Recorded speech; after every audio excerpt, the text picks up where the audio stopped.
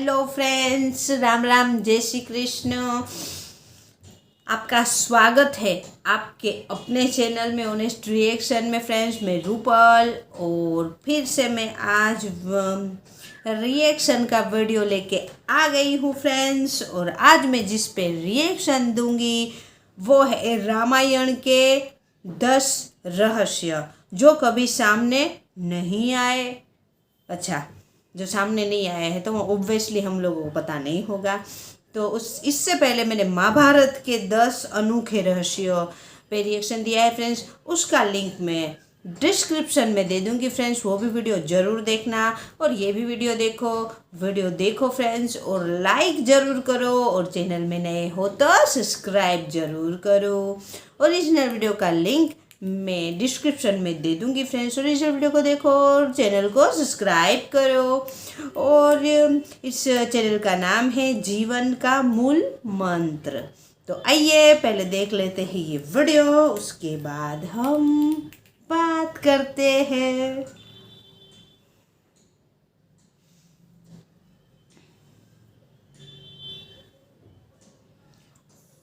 1 2 3 start. दोस्तों, subscribe करें जीवन का मूल मंत्र को और प्रेस कर दें इस बेल को। और अगर आप एंड्रॉयड मोबाइल पर हमारे वीडियोस देखते हैं तो आप प्ले स्टोर से हमारे एप्लीकेशन जीवन का मूल मंत्र को डाउनलोड कर सकते हैं। ऐप की लिंक डिस्क्रिप्शन में उसका ऐप है। हेलो दोस्तों, जय श्री राम। तो कैसे हैं आप सब? दोस्तों, रामायण की लगभग सभी कथाओं से हम सब परिचित हैं, लेकिन इस महाकाव्य में कई ऐसे राज छिपे हुए हैं जिनके बारे में कोई नहीं जानता। आज के इस वीडियो में हम आपको रामायण से जुड़े 10 ऐसे ही रहस्यों के बारे में बताने वाले हैं। तो चलिए दोस्तों, शुरू करते हैं और आपको बताते हैं रामायण के 10 चौंका देने वाले रहस्य। पहला, भगवान राम के जन्म से कई साल पहले ही रामायण लिखी जा चुकी थी। रामायण महाकाव्य की रचना महर्षि वाल्मीकि ने की। इस काव्य में 24,000 श्लोक है, 500 उपखंड और उत्तर सहित 7 कांड है। दूसरा, वाल्मीकि रामायण के अनुसार भगवान श्री राम का जन्म चैत्र मास के शुक्ल पक्ष की नवमी तिथि को पुनरावास नक्षत्र में कर्क लग्न में हुआ था। उस समय सूर्य, मंगल, शनि, गुरु और शुक्र ग्रह अपने अपने उच्च स्थान में विद्यमान थे और लग्न में चंद्रमा के साथ गुरु भी विद्यमान थे। यह ग्रहों की सबसे उत्तम दशा है। इस घड़ी में जन्मा बालक अलौकिक होता है। तीसरा, जिस समय भगवान श्री राम वनवास गए उस समय उनकी आयु लगभग 27 वर्ष थी और देवी सीता की आयु मात्र 18 वर्ष। इस बात का उल्लेख स्वयं वाल्मीकि रामायण में पाया जाता है। राजा दशरथ श्री राम को वनवास नहीं भेजना चाहते थे, लेकिन वे वचनबद्ध थे। जब उन्हें श्री राम को रोकने के लिए कोई उपाय नहीं सूझा तो उन्होंने श्री राम को यह तक कह दिया कि तुम मुझे बंदी बनाकर स्वयं राजा बन जाओ। चौथा, वाल्मीकि रामायण के अनुसार समुद्र पर पुल बनाने में मात्र 5 दिन लगे थे। पहले दिन में वानरों ने 14 योजन, दूसरे दिन 20 योजन, तीसरे दिन 21 योजन, चौथे दिन 22 योजन और 5वें दिन 23 योजन पुल बनाया था। इस प्रकार कुल 100 योजन का पुल समुद्र पर बांधा गया। यह पुल 10 योजन चौड़ा था। एक योजन में लगभग 13 से 16 किलोमीटर की चौड़ाई होती है।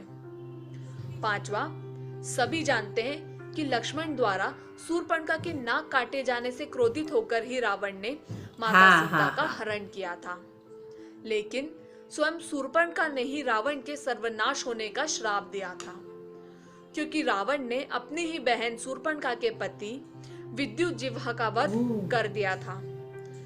तब शूर्पणखा ने मन ही मन रावण को श्राप दिया था कि मेरे ही कारण तेरा सर्वनाश होगा। ये पता नहीं था। छठा, कहते हैं कि जब हनुमान जी ने लंका में आग लगाई तब वे एक सिरे से दूसरे सिरे की ओर जा रहे थे। तब उनकी नजर शनि देव पर पड़ गई। वे एक कोठरी में बंधे हुए थे। हनुमान जी ने उन्हें बंधन से मुक्त किया। बंधन से मुक्त होने पर शनिदेव ने हनुमान जी के बल और बुद्धि की परीक्षा ली और उन्हें इस बात का यकीन हो गया कि ये सचमुच भगवान श्री रामचंद्र के दूत हनुमान जी है। तब उन्होंने हनुमान जी को यह वचन दिया कि इस पृथ्वी पर जो भी आपका भक्त होगा मैं उसे सभी कष्टों से दूर रखूंगा और उस व्यक्ति को कभी कोई कष्ट नहीं दूंगा। इसी कारण से हनुमान मंदिर में शनिवार को पूजा की जाती है और हनुमान अच्छा, इसीलिए शनिवार को हम हनुमान जी की पूजा करते हैं। सातवां, जब खर और दूषण मारे गए तब एक दिन भगवान श्री रामचंद्र ने देवी सीता जी से कहा कि प्रिय, अब मैं अपनी लीला शुरू करने वाला हूँ। खर दूषण मारे गए। सूर्पणखा जब ये समाचार लेकर लंका जाएगी तो रावण आमने सामने की लड़ाई नहीं करेगा, बल्कि कोई न कोई चाल चलेगा। अब मुझे इन दुष्टों को खत्म करना ही होगा। जब तक मैं सभी राक्षसों को इस पृथ्वी से ना मिटा दूं, तब तक तुम अग्नि में सुरक्षित रहना। भगवान श्री राम ने ऐसा कहते हुए अग्नि प्रज्वलित की और माता सीता ने श्री राम की आज्ञा से अग्नि में प्रवेश कर दिया। माता सीता जी के स्थान पर ब्रह्मा जी ने सीता जी के प्रतिबिंब को सीता जी की जगह पर बैठा दिया। आठवां, रावण जिस माता सीता का हरण करके लेके गया वह माता सीता का केवल प्रतिबिंब था और लौटने पर राम जी यह पुष्टि करना चाहते थे कि कहीं रावण ने उस प्रतिबिंब को बदल तो नहीं दिया, इसलिए उन्होंने माता सीता से पुनः अग्नि में प्रवेश करने के लिए आग्रह किया। जब माता सीता अग्नि के घेरे में प्रवेश करी तो उन्होंने अपने प्रतिबिंब को पाकर अपनी ध्यान मुद्रा से बाहर निकली और बाहर निकलकर प्रभु श्री राम से मिल गई। नवा, आधुनिक काल में हम जैसे वानर देखते हैं भगवान हनुमान वैसे बिल्कुल नहीं थे। कहा जाता है कि पहले के समय में कपि नामक एक वानरों की जाति हुआ करती थी। हनुमान जी उसी जाति के ब्राह्मण थे। एक शोधकर्ता ने बताया कि भारतवर्ष में आज से लगभग 9-10 साल पहले वानरों की ऐसी जाति विद्यमान थी जो आज से लगभग 15,000 साल पहले विलुप्त होने लगी। इस वानर जाति का नाम कपि था। इस वानर जाति के लोगों का शरीर और मुख तो मानव के समान होता था, लेकिन उनमें बंदर के समान पूंछ हुआ करती थी। भारत में दुर्भाग्यवश कपि प्रजाति समाप्त हो गई, लेकिन कहा जाता है कि इंडोनेशिया के बाली नामक द्वीप में आज भी कुछ पूंछधारी जंगली मनुष्यों का अस्तित्व देखा जा सकता है। 10वां, विश्व में रामायण का वाचन करने वाले पहले वाचक और कोई नहीं बल्कि भगवान श्री राम के पुत्र लव और कुश थे। उन्होंने राम कथा स्वयं अपने पिता श्री राम के आगे कही थी। पहली राम कथा पूरी करने के बाद लव और कुश ने यह भी कहा था कि हे पितु, भाग्य हमारे जागे, राम कथा कही राम के आगे। तो दोस्तों, ये थे रामायण के 10 ऐसे रहस्य जो बहुत ही कम लोग जानते हैं। इन रहस्यों को जानकर हम सभी के मन में रामायण के लिए श्रद्धा और उसके लिए विश्वास और भी अधिक बढ़ गया होगा। तो दोस्तों, हम उम्मीद करते हैं कि रामायण से जुड़े ये रोचक तथ्य आपको पसंद आए होंगे। धर्म और ग्रंथों की ऐसी ही जानकारियां पाते रहने के लिए हमारे साथ जुड़े रहें।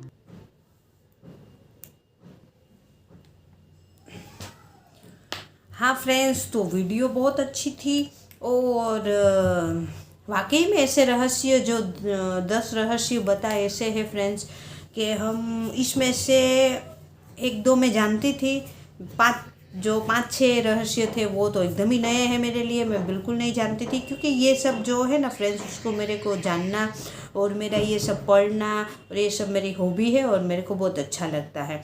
फिर भी मैंने बहुत पढ़ा है ये, फिर भी ये जो है इसमें से जो शनि महाराज का जो रहस्य बताए, शनि भगवान का, सॉरी, वो नहीं पता था कि वो उसको जब हनुमान जी ने लंका में आग लगाई थी पूंछ से, तब शनि जी वो एक सिरे से दूसरे सिरे पे हनुमान जी जा रहे थे, तो उसने देखा कि शनि जी एक कोठरी में किसी ने बंदी बना के उसको रखा है, तब उसने उधर से छुड़वाया और फिर वो शनि महाराज ने उसकी परीक्षा ली, हनुमान जी की बुद्धि की और बल की।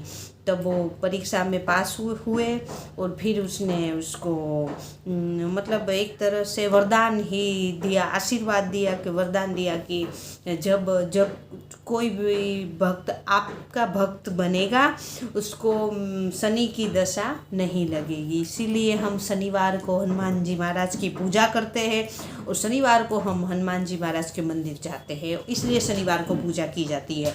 वो नहीं पता था।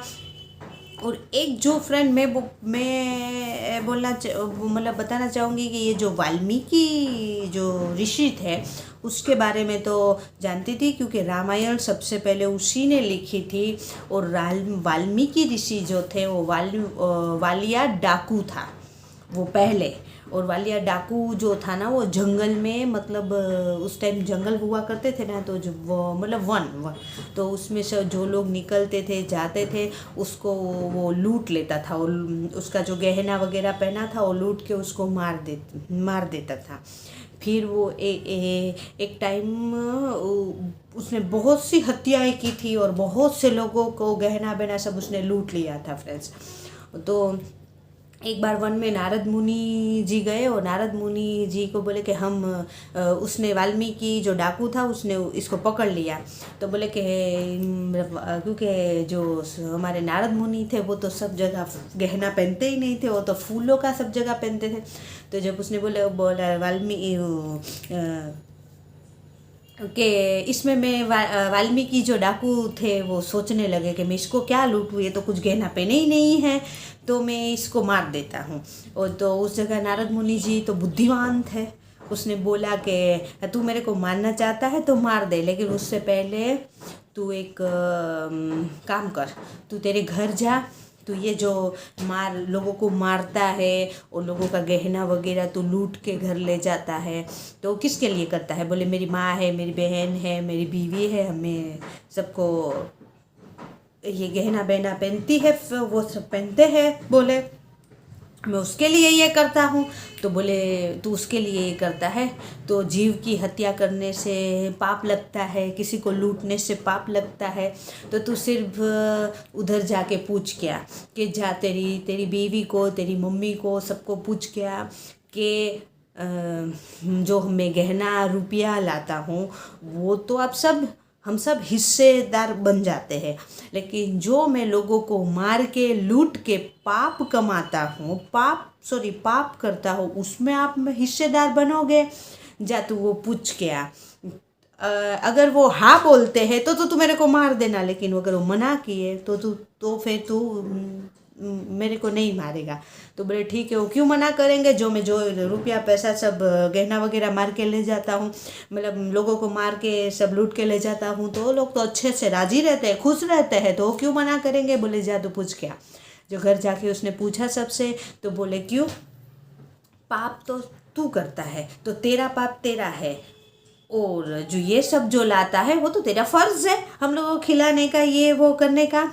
तो उसको ये समझ में आया फ्रेंड्स कि आप वो फिर से आके वो नारद मुनि जी को बोले कि आप सही बोल रहे थे। उसने बोला मैं पाप में हिस्सेदार नहीं बनूंगा। तो उधर से उसका वाल्मीकि जो डाकू था उसका हृदय परिवर्तन हुआ और वो उधर से बने वाल्मीकि ऋषि फ्रेंड्स। तो मतलब आप ये समझ लो कि जो वाल्मीकि डाकू था वो वाल्मीकि ऋषि बन गया। मतलब उसने कितने वो किए थे, मतलब हृदय परिवर्तन जो इंसान का है बहुत बड़ा काम करता है फ्रेंड। डाकू से वो ऐसे बन गए कि हमारे भगवान जो अभी तक दुनिया में आए भी नहीं थे, और वो आने से पहले ही उसने रामायण लिख दी फ्रेंड्स। तो उसका हृदय परिवर्तन इस तरह से मतलब हुआ था। और इस से हमको सीख ये भी मिलती है फ्रेंड्स कि आप जो ये मतलब हम लोग करते हैं, बहुत लोग करते हैं ना, बेईमानी करते हैं। जो लोग बेईमानी करते हैं, बेईमानी से धन कमाते हैं, ये है वो करते हैं ना, वो किसको सुख देने के लिए, अपनी फैमिली को सुख देने के लिए, है ना। लेकिन करने से पहले ये सोचो फ्रेंड्स कि सब लोग अपना अपना हिस्सा लेके खा पी के रह जाएंगे। लेकिन जो आदमी कर रहा है उसके हिस्से में ये पाप आ रहा है, और ये पाप का हिस्सेदार कोई नहीं बनता फ्रेंड्स। आपको खुश होगे तो खुशी का हकदार सब बनेगा फ्रेंड्स, लेकिन आप कभी दुखी होके देखो, गम में देखो, कोई आपके साथ नहीं खड़ा रहेगा। इसी तरह पाप में आपकी कमाई में सब हिस्सा लेंगे, लेकिन आप उस कमाई अगर पाप से कर रहे हो तो पाप में किसी का हिस्सा नहीं हो, पाप आप ही को भुगतना पड़ेगा फ्रेंड्स। तो इससे हमको ये सीख मिलती है। और जो इसमें रहस्य थे कि 100 मीटर ना इतना बड़ा पुल बना था, और 5 ही दिन में राम सेतु जो बना है हम लोगों के इंडिया से और श्रीलंका में, है ना, उसके प्रमाण भी मिले ना फ्रेंड्स। तो वो जो राम सेतु था वो मतलब 5 ही दिन में बन गया था। जो ये सब रहस्य पता नहीं था, वो राम भगवान जब वनवास जा रहे थे तब वो वनवास जा रहे थे ना फ्रेंड्स, तभी भी मंथरा थी और आज भी मंथरा है। तो भी वो सब कांड तो मंथरा ने किया था ना, कई को भड़का के। तो वो इस वजह से राम भगवान जो जा रहे थे, क्योंकि कई के पास दशरथ जी का 2 वचन उधार था, और मंथरा ने कई को भड़का दिया कि अब ये तेरा बेटा को तो रह जाएगा, और ये राम जो है वो राम भगवान जो है वो राजा बन जाएंगे। तो बोले तू ऐसा नहीं हो, तेरे बेटे के साथ अन्याय हो जाएगा। भरत जो थे वो, तो उसने दशरथ जी से 2 वरदान अपने मांग लिए। पहले के 14 साल का वनवास राम भगवान को, और वो अभी के अभी वो मतलब जाएंगे, और दूसरा के भरत को अयोध्या की गद्दी। ये 2 वरदान मांग लिए फ्रेंड्स। तो उस टाइम दशरथ जी बोले थे राम भगवान को कि क्योंकि राजा की अगर कोई बात नहीं मानेंगे तो फिर उसको मतलब कारावास में डाल दिया जाएगा, या तो फिर उस राजा को हरा दो आप, ऐसे होता है ना। तो फिर आप राजा की बात मानने की ज़रूरत नहीं है। तो राम भगवान को बोला कि मैं राजा हूँ, मैं तेरे को ये 2 आदेश दे रहे हो, तो तुम मेरे को उसमें कारावास में डाल दे, तो फिर आपको जाना नहीं पड़ेगा वनवास पे। वो तो फिर हमारे राम भगवान है फ्रेंड्स, वो तो ऐसा कभी नहीं करेंगे। और मतलब ये जो भगवान राम, ये सब मतलब ऐसे ये सब लीला ही है भगवान की सब एक तरह से। और राम भगवान वनवास गए थे, मंथरा बोले ना, मंथरा हर युग में मिलेगी, बस ऐसी मंथरा से हम लोगों को बचना है फ्रेंड्स। तो ये वीडियो बहुत बहुत अच्छी थी फ्रेंड्स, और आपको मेरा रिएक्शन अच्छा लगा हो तो लाइक करना। चैनल में नए हो तो मतलब पहली बार वीडियो देख रहे हो तो ज़रूर सब्सक्राइब करना। और आपको वीडियो बहुत ही अच्छी लगे तो कमेंट्स भी करना। और ओरिजिनल वीडियो का लिंक मैं डिस्क्रिप्शन में दे दूँगी फ्रेंड्स। ओरिजिनल वीडियो को देखो और चैनल को ज़रूर सब्सक्राइब करना। और अब मिलते हैं नेक्स्ट वीडियो में। बाय बाय, जय हिंद, वंदे मातरम, जय सिया राम।